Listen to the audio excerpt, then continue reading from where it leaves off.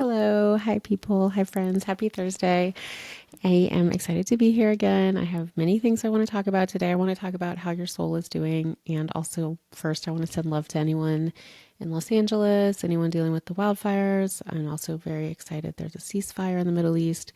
I just feel like there's a lot of things going on in our world, and if I could bring you some insight on something that helped me deal with life, then I'm glad that I can. So here's my topic for today, which is how's your soul doing?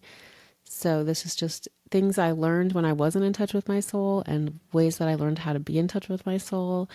I do feel like we're living at a time on the planet where if you're not in touch with your soul or what's going on with your heart, you're going to have some opportunities to get in touch with it. And, it's going to come up in your face really big. And there's also going to be, a lot of ability for you to heal and be in touch with your true self. And I just feel like I see that everywhere I look, but maybe that's just my reality right now. So, I had this trauma at 13. It was more than just a trauma. It was also like I was bullied. I was like harassed. It was awful.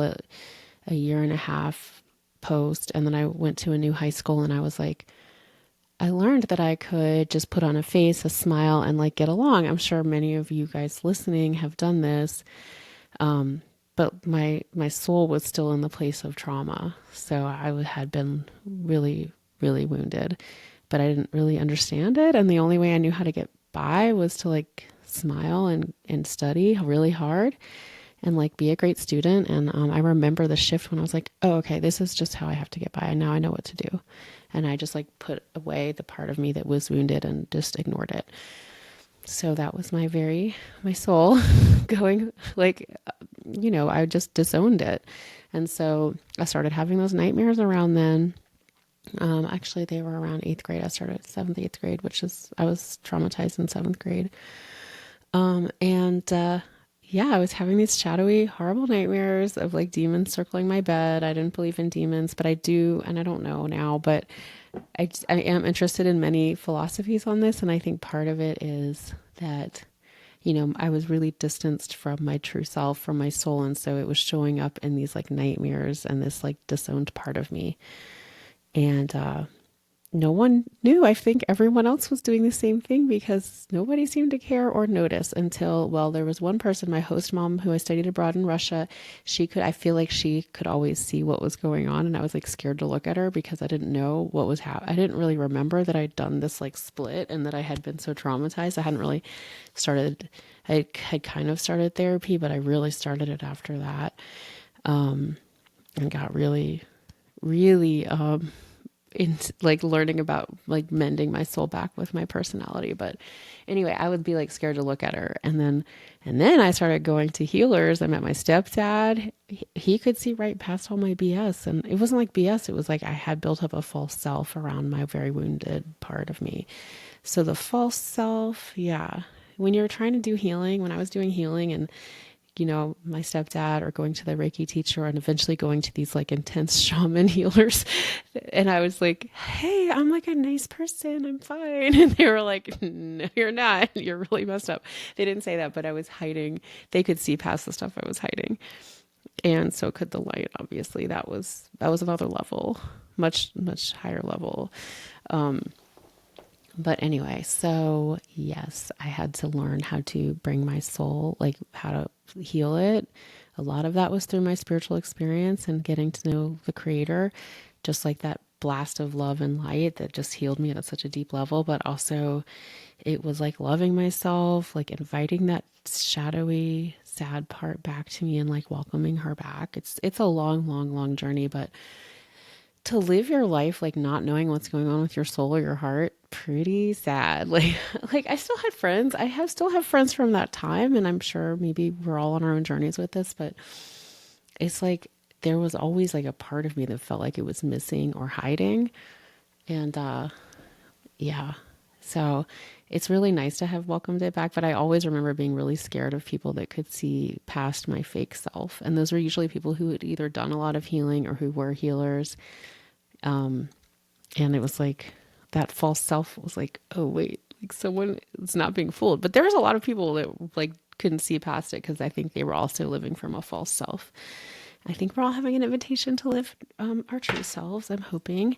And I hope that if you're feeling like distant from your soul, or like you can't, you don't know what's going on with yourself, or like what you really feel, just try to get in touch with it. I think one way you can tell if you feel like distant from your soul is like dreams. Dreams meant a lot for me. I'm not saying like now I only have dreams about angels and light, but my dreams did tell me back then like I was having some stuff going on, and I didn't want to look at it.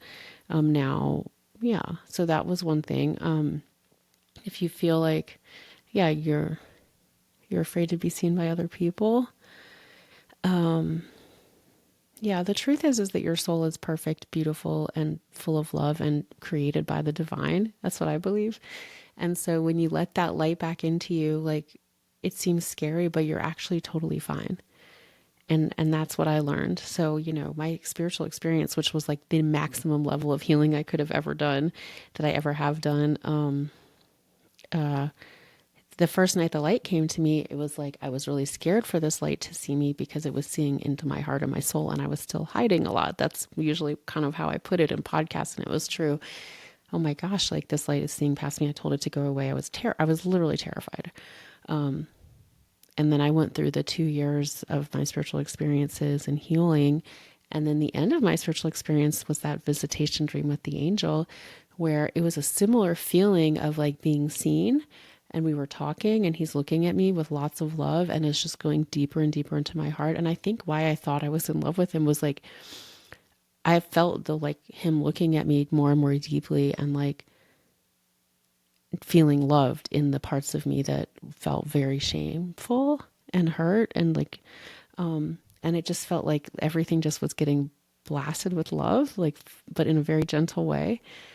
And I was like, oh, it's okay. I can be seen and loved, and I am loved. And it's like, that's the shift. And that was, at the end of my spiritual experience, when, yeah, it was okay for me to be seen. It felt safe to be seen. And also, yeah, it wasn't scary. And then I just fell in love with an angel, but, or whatever. I don't know. I just felt all that love. So yeah, it went from being scared to be seen by the light to being, okay with being seen and loved, and realizing that I was loved and loving. So I think that is, a goal. And I think knowing that your soul is full of love will help you. And I'm hoping that this story helps you. I'm hoping, yeah, I guess a lot of what I've been doing today, and like, has been reading about the Neil Gaiman stuff. I don't know how to say his name right, Neil Gaiman. And he traumatized a lot of people. And I, before I knew my soul, or like before I'd done healing, and I was really divorced from my trauma and myself, like I also was hurting people.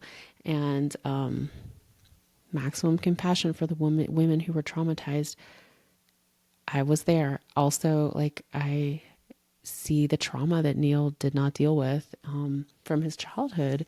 And the more you like push it back, the more it's going to come up, and then you hurt other people, and then you're where he is now. So anyway, if you're like, okay, I think my soul is pretty good and I'm doing great, then awesome, you're fine. But if you're like, I think my soul, like, I'm not sure how I'm doing, you could just set an intention that you would like to heal, or you would like to get to know your soul. You'd like to invite your soul into your life experience right now, and just be ready to heal. I think, when you set an intention like that to like heal, or get to know your soul, or get to know God, there's a lot of support from heaven for you to do that. So as soon as I set that intention at 23 that I wanted to heal all the way, because I felt like something was on top of my heart, like I just finally was like, wait, something's up with my soul, and I don't think my life was going to be good till I learn about it.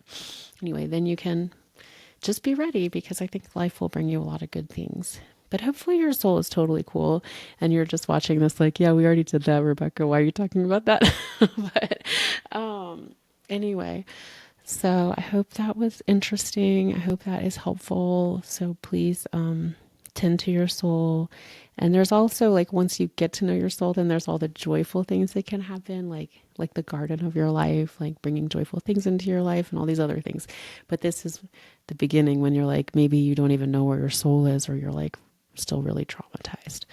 So I love y'all. I hope that's helpful. And I'm working on not breathing really loudly into my mic and not playing with stuff on my desk while I talk. I hope I did better today. Okay, I'll see y'all next week. Love you. Bye.